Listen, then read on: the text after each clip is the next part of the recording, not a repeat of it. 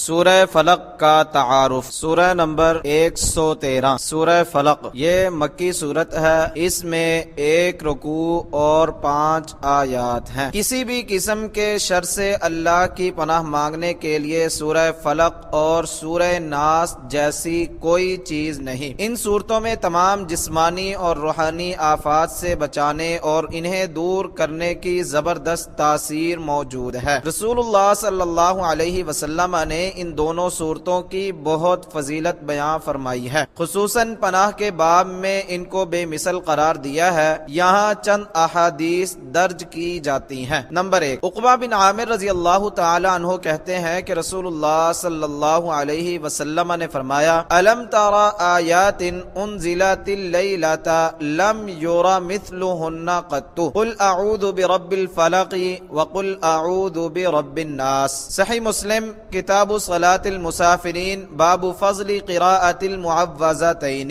حدیث نمبر 814۔ کیا تم نے وہ آیات نہیں دیکھی جو آج رات نازل کی گئی ہیں، جن کی مثل کبھی دیکھی ہی نہیں گئی؟ وہ سورہ فلق اور سورہ ناس ہیں۔ نمبر 2، ابن عابس جوہنی رضی اللہ تعالی عنہ سے روایت ہے کہ رسول اللہ صلی اللہ علیہ وسلم نے ان سے فرمایا: الا اخبرک بافضل ما يتعوذ به المتعوذون؟ قال بلى یا رسول اللہ، قال قل اعوذ برب الفلق وقل اعوذ برب الناس، ہاتین السورتین۔ نسائی کتاب الاستعاذۃ باب ما جاء فی سورتی المعوذتین، حدیث نمبر 5434۔ کیا میں تمہیں سب سے بہتر وہ چیز نہ بتاؤں جس کے ساتھ پناہ پکڑنے والے پناہ پکڑتے ہیں؟ انہوں نے کہا: کیوں نہیں اے اللہ کے رسول؟ آپ صلی اللہ علیہ وسلم نے فرمایا: قل اعوذ برب الفلق اور قل اعوذ برب الناس،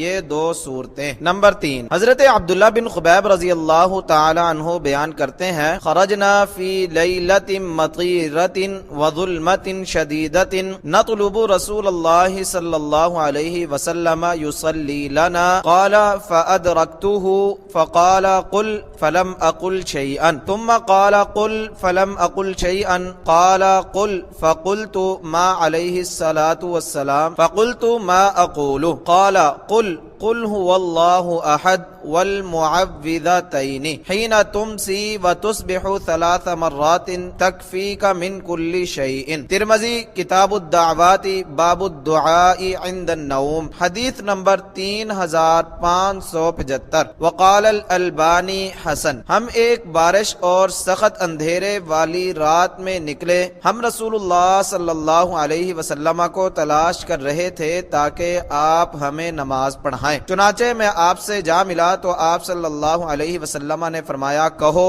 میں نے کچھ نہ کہا۔ آپ نے پھر فرمایا: کہو، تو میں نے کچھ نہ کہا۔ آپ صلی اللہ علیہ وسلم نے پھر فرمایا: کہو۔ میں نے کہا: میں کیا کہوں؟ آپ صلی اللہ علیہ وسلم نے فرمایا: قل هو اللہ احد اور معوذتین صبح و شام 3 مرتبہ کہو، یہ تجھے ہر چیز سے کافی ہو جائیں گے۔ نمبر 4، ابو سعید خدری رضی اللہ عنہ بیان کرتے ہیں کہ معوذتین نازل ہونے سے پہلے رسول اللہ صلی اللہ علیہ وسلم جنوں سے اور انسان کی نظر سے پناہ مانگا کرتے تھے۔ جب معوذتین اتری تو آپ نے ان دونوں کو معمول بنا لیا اور ان کے علاوہ کو چھوڑ دیا۔ ترمذی کتاب الاستعاذۃ باب ما جاء فی الرقیۃ بالمعوذتین، حدیث نمبر 2058۔ ترمذی رحمہ اللہ نے اسے حسن، صحیح اور البانی رحمہ اللہ نے صحیح کہا ہے۔ نمبر 5، عقبہ بن عامر رضی اللہ تعالی عنہ سے روایت ہے کہ انہوں نے رسول اللہ صلی اللہ علیہ وسلم سے معوذتین کے متعلق پوچھا۔ عقبہ فرماتے ہیں کہ ہم نے یہ سوال کیا تو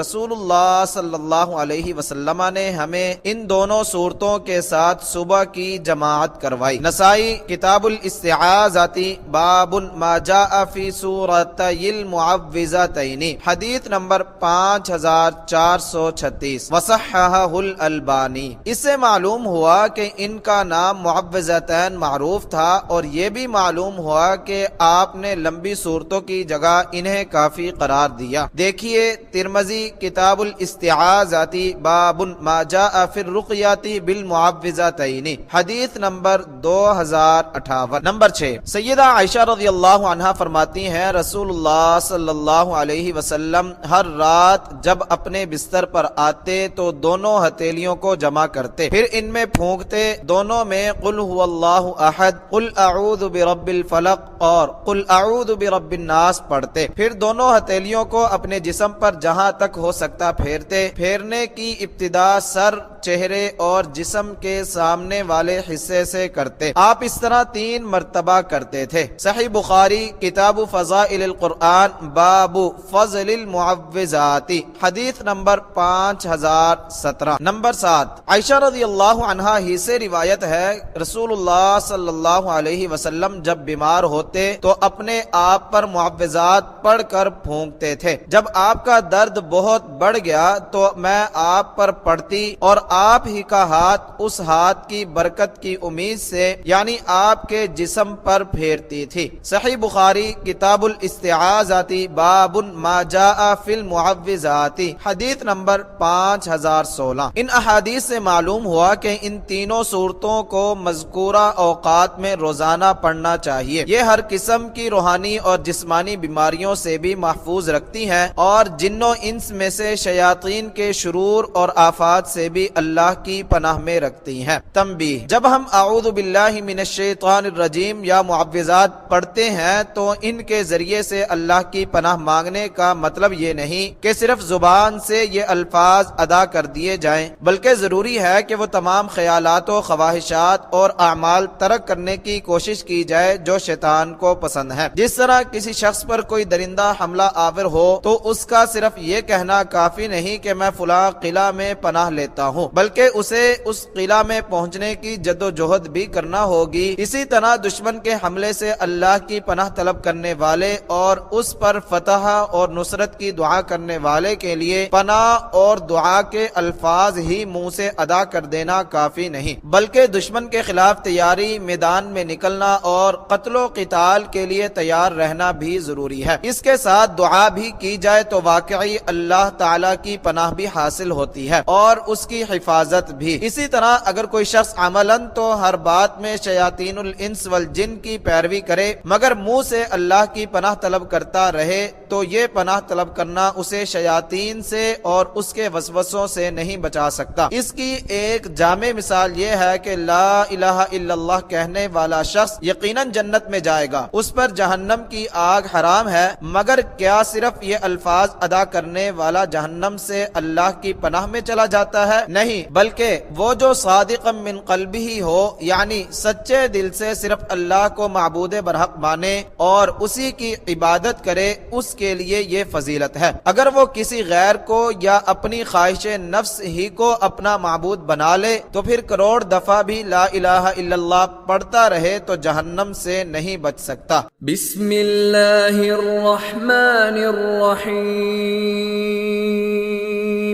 شروع اللہ کے نام سے جو بے حد رحم والا نہایت مہربان ہے۔ قل اعوذ برب الفلق، تو کہہ میں مخلوق کے رب کی پناہ پکڑتا ہوں۔ آیت نمبر 1 پر پہلا تفسیری حاشیہ۔ قل اعوذ، اعوذ عاذ یعوذ عوزن و معاذن، نصرہ باب سے ہے پناہ پکڑنا۔ پناہ لینے کا مطلب یہ ہے کہ آدمی کسی چیز سے خوف محسوس کرے اور سمجھے کہ میں اس کا مقابلہ نہیں کر سکتا تو اس سے بچنے کے لیے وہ کسی دوسرے کی حفاظت میں چلا جائے یا کسی چیز کی آڑ لے لے۔ ظاہر ہے پناہ اسی کی لی جاتی ہے جس کے متعلق سمجھا جائے کہ وہ اس خوفناک چیز سے بچا سکتا ہے۔ پناہ بعض اوقات ایسی چیزوں کی لی جاتی ہے جنہیں اللہ تعالیٰ نے بعض خوفناک چیزوں سے بچنے کا سبب بنا دیا ہے۔ مثلا دشمن سے بچنے کے لیے کسی قلعہ یا خندق یا مورچے وغیرہ کی پناہ لینا، اور کسی ظالم سے بچنے کے لیے کسی طاقتور آدمی یا قوم کی پناہ لینا، یا پناہ کسی بھی چیز کی لی جا سکتی ہے اور بعض اوقات یہ سمجھ کر پناہ لی جاتی ہے کہ وہ خطرات جن میں دنیا کے بچاؤ کے تمام ذرائع اور اسباب بیکار ہو جائیں ان میں فلاں ہستی بچا سکتی ہے۔ سورہ فلق اور سورہ ناس میں جس پناہ کا ذکر ہے بلکہ قرآن و حدیث میں جہاں بھی اللہ سے پناہ مانگی گئی ہے اس سے مراد پناہ کی دوسری قسم ہے۔ اللہ تعالیٰ کے علاوہ کسی دوسرے سے یہ پناہ مانگنا شرک ہے۔ مشرک لوگ اپنے تحفظ کے لیے اللہ کو چھوڑ کر دیوی دیوتاؤں، جنوں، فرشتوں یا پیروں پیغمبروں کی پناہ لیتے اور ان کو مدد کے لیے پکارتے ہیں۔ اللہ تعالیٰ نے ان صورتوں میں تعلیم دی ہے کہ ایسے تمام خطرات سے بچنے کے لیے میری ان صفات کی پناہ لو، جن سے ثابت ہو رہا ہے کہ ایسے تمام خطرات سے میں ہی تمہیں بچا سکتا ہوں۔ آیت نمبر 1 پر دوسرا تفسیری حاشیہ، برب الفلق، فلق یفلق فلقا، ضربہ باب سے ہے پھاڑنا، یہاں مصدر الفلق مفعول مفلوق کے معنی میں ہے۔ اس کی تفسیر میں معتبر اقوال دو ہیں۔ پہلا قول حضرت جابر بن عبداللہ رضی اللہ عنہ کا ہے جو ابن ابی حاتم نے حسن سند کے ساتھ بیان کیا ہے۔ ان کے علاوہ کئی تابعین کا بھی یہی قول ہے کہ الفلق کا معنی صبح ہے، کیونکہ صبح رات کی تاریکی کو پھاڑ کر نمودار ہوتی ہے۔ اللہ تعالیٰ نے فرمایا فالق الاصباح، سورہ انعام آیت نمبر 96، یعنی وہ رات کی تاریکی کو پھاڑ کر صبح لانے والا ہے۔ صبح کے رب کی پناہ لینے کا مطلب یہ ہے کہ جو رب رات کی تاریکی کو دور کر کے روشن صبح لانے والا ہے، میں ساری مخلوق کے شر سے اس کی پناہ مانگتا ہوں، کیونکہ جب وہ رات کی تاریکی کو دور کر دیتا ہے جس میں بے شمار شرور پائے جاتے ہیں تو اس کے لیے دوسرے شرور کو دور کرنا اور ان سے بچانا تو معمولی بات ہے۔ دوسرا قول حضرت عبداللہ بن عباس رضی اللہ عنہما کا ہے جو طبری نے حضرت علی بن ابی طلحہ کی معتبر سند کے ساتھ بیان کیا ہے، اور ضحاک کا قول بھی یہی ہے کہ الفلق سے وہ تمام چیزیں مراد ہیں جنہیں اللہ تعالیٰ نے کسی چیز کو پھاڑ کر نکالا ہے، مثلا زمین سے نباتات، پہاڑوں سے چشمے، بادلوں سے بارش اور رحم مادر اور انڈوں سے حیوانات۔ ان کے علاوہ جہاں بھی پیدائش کا معاملہ ہے اکثر میں انشقاق یعنی پھٹنے کا سلسلہ موجود ہے۔ گویا الفلق کا معنی مخلوق ہے، مطلب یہ ہوگا کہ میں ساری مخلوق کے مالک کی پناہ پکڑتا ہوں کہ وہ مجھے اپنی مخلوق کے شر سے بچا لے۔ یہ معنی زیادہ جامع ہے، اس لیے ترجمہ میں اسی کو اختیار کیا گیا ہے۔ من شر ما خلق، اس چیز کے شر سے جو اس نے پیدا کی۔ آیت نمبر 2 پر پہلا تفسیری حاشیہ، من شر ما خلق، اس چیز کے شر سے جو اس نے پیدا کی۔ اس میں ہر مخلوق کے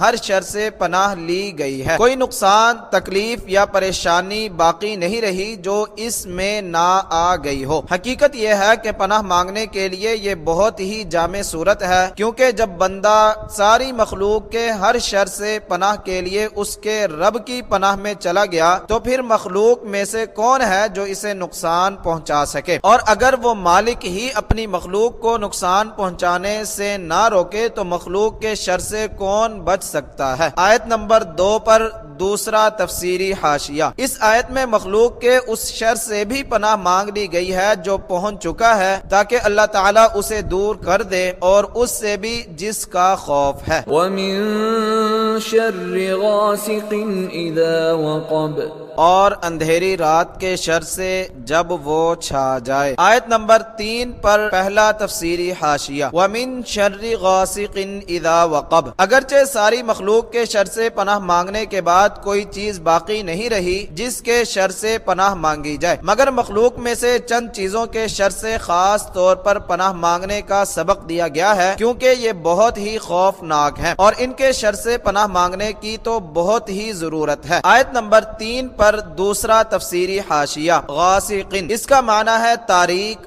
سخت اندھیرے والی۔ قاموس میں ہے غسق اللیل ای اشتدت ظلماتہ، یعنی غسق اللیل کا معنی یہ ہے کہ رات کی تاریکی بہت سخت ہو گئی۔ سورہ بنی اسرائیل میں اللہ تعالیٰ نے فرمایا الی غسق اللیل، سورہ بنی اسرائیل آیت نمبر 87، رات کے سخت تاریک ہونے تک۔ وقبہ، یہ ضربہ باب سے ہے داخل ہونا، غائب ہونا۔ فرا نے غاسقن اذا وقب کا معنی کیا ہے اللیل اذا دخل کل شیء وَأَظْلَمَ، رات جب ہر چیز پر چھا جائے اور تاریک ہو جائے۔ تاریک رات کے شر سے خاص طور پر پناہ مانگنے کی تلقین اس لیے کی گئی ہے کہ اندھیری رات میں بے شمار شرور اور خطرات ہوتے ہیں۔ اکثر مجرم، چور، ڈاکو، زانی، قاتل اور شب خون مارنے والے رات ہی کو نکلتے ہیں۔ رسول اللہ صلی اللہ علیہ وسلم کو رات ہی میں قتل کرنے کے منصوبے بنائے گئے تاکہ نہ آپ بچاؤ کر سکیں اور نہ قاتل کا پتہ چل سکے۔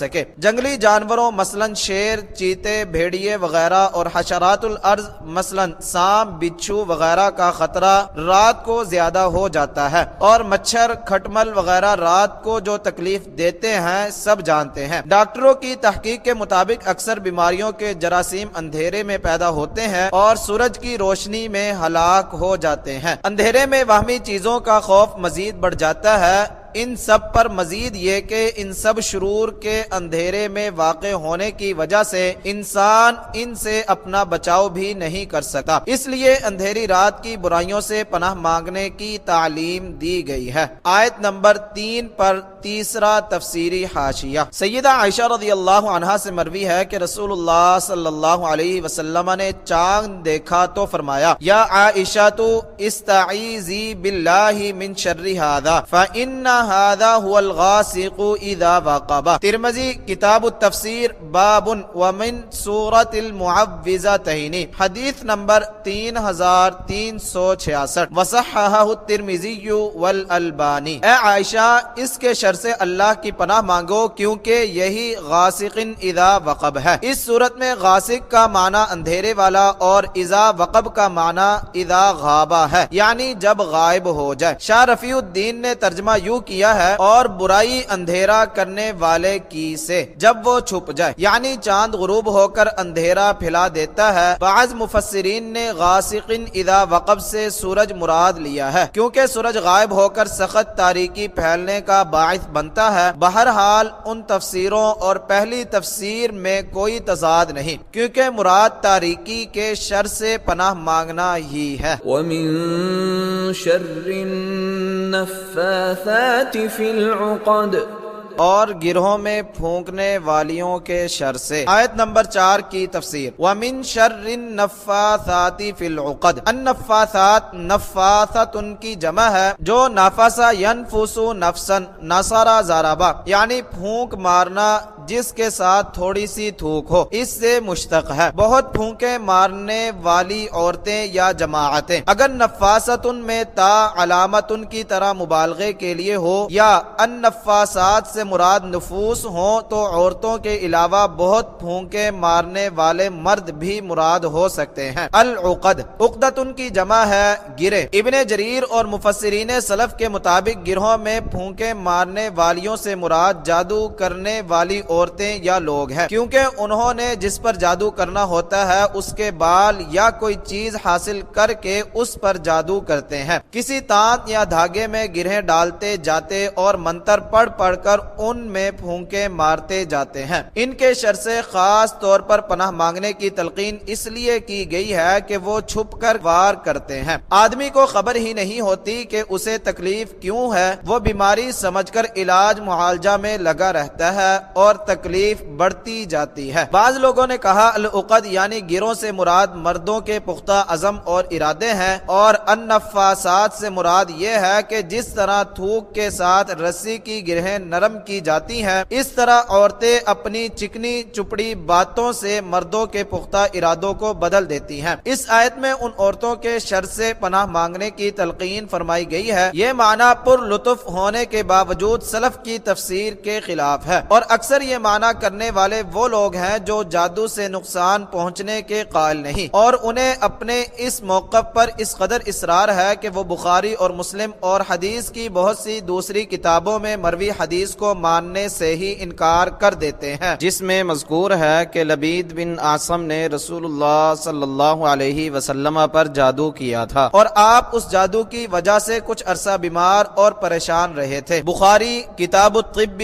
باب هل یستخرج السحر۔ حدیث نمبر 5765۔ ومن شر حاسد اذا حسد، اور حسد کرنے والے کے شر سے جب وہ حسد کرے۔ آیت نمبر 5 پر پہلا تفسیری حاشیہ، ومن شر حاسد اذا حسد۔ حسدہ کا معنی ہے کسی شخص پر اللہ کی نعمت سے جلنا کہ یہ نعمت اسے کیوں ملی اور اس کے زوال کی تمنا کرنا، پھر خواہ یہ خواہش یا کوشش ہو کہ وہ حسد کرنے والے کو ملے یا نہ ہو۔ قباحت کے لحاظ سے حسد کے کئی درجے ہیں۔ سب سے بدتر یہ ہے کہ کسی شخص کو اللہ نے جو نعمت دی ہے اس سے چھن جانے کی تمنا کے ساتھ ساتھ قول و عمل کے ذریعے سے یہ کوشش بھی کرے کہ وہ نعمت اس سے چھن جائے۔ پھر بعض کی کوشش ہوتی ہے کہ اس سے چھن کر مجھے مل جائے، اور بعض کو اس سے غرض نہیں ہوتی، بلکہ وہ اسی پر خوش ہوتے ہیں کہ اس کے پاس یہ نعمت نہیں رہی۔ دوسرا یہ کہ عملی طور پر تو اسے نقصان پہنچانے کی کوشش نہ کرے، لیکن دل میں یہ خواہش رکھے کہ اس کے پاس سے یہ نعمت نہ رہے۔ یہ دونوں صورتیں حرام ہیں۔ آیت نمبر 5 پر دوسرا تفسیری حاشیہ، سوال پیدا ہوتا ہے کہ حاسد کے شر سے پناہ مانگتے وقت اذا حسد یعنی جب وہ حسد کرے کی قید کیوں لگائی؟ جواب یہ ہے کہ حاسد کے حسد کا نقصان دوسرے شخص کو اسی وقت ہوتا ہے جب وہ اپنے حسد کے تقاضے کے مطابق قول یا فعل سے اسے نقصان پہنچانے کی کوشش کرے، یا حسد کے تقاضے کے مطابق یہ خواہش رکھے کہ اس سے وہ نعمت چھن جائے۔ حسد کی ایک صورت یہ ہے کہ دل میں خیال آتا ہے کہ فلاں شخص کو یہ نعمت کیوں ملی، مگر آدمی اس خیال کو ہٹا دیتا ہے، نہ اسے نقصان پہنچانے کی کوشش کرتا ہے اور نہ ایسا ارادہ یا خواہش رکھتا ہے کہ وہ اس سے نعمت چھن جائے۔ اس پر کوئی مؤاخذہ نہیں، ایسے خیالات آ ہی جاتے ہیں کیونکہ انسان کی طبیعت میں یہ بات رکھ دی گئی ہے کہ وہ اس بات کو پسند نہیں کرتا کہ اس کا کوئی ہم جنس کسی خوبی میں اس سے بڑھ کر ہو۔ تو جو شخص حسد کے تقاضے پر عمل نہ کرے بلکہ ایسے خیال آنے پر انہیں دور کرنے کی کوشش کرے اور محسود یعنی